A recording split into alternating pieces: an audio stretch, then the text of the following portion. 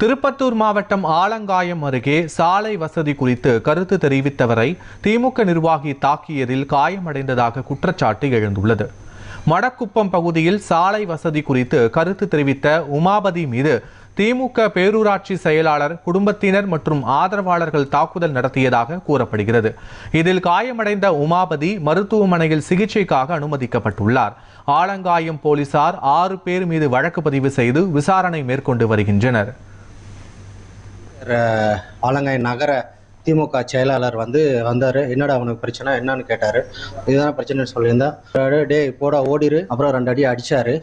அடிச்சுட்டு உடனே அவங்க அதுக்குள்ளே ஆளுங்கள்லாம் வந்துட்டாங்க. அவங்க ஒய்ஃபும் டாக்டர் 2 பேரும் தகாத வார்த்தையில் என்னையும் எங்கள் அப்பா எல்லாரையும் பயங்கர கெட்ட வார்த்தையில் திட்டினாங்க. ஐஜி கிட்ட கம்ப்ளைண்ட் கொடுத்துருக்குறேன், மெசேஜ் போட்டிருக்கிறேன். இந்த மாதிரி என்னை அடிச்சிருக்கிறாங்கன்னு சொன்னேன். நீங்கள் யாருக்கிட்டேயா கூட ஒரு மயிரும் பிடுங்க முடியாது, நாங்கள்லாம் திமுக ஆளுங்க, என்ன வேணால் நாங்கள் பண்ணுறது தான் சட்டம் அப்படின்னு சொல்லிட்டு என்னை மிரட்டி நிற்க வச்சுக்கிட்டாங்க. கவர்மெண்ட் ஹாஸ்பிட்டலில் அட்மிட் ஆனேன். அப்புறம் போலீஸ் ரெக்கார்ட் பண்ணாங்க. எனக்கு 7 ஸ்டிச் போட்டிருக்காங்க என் காதில்.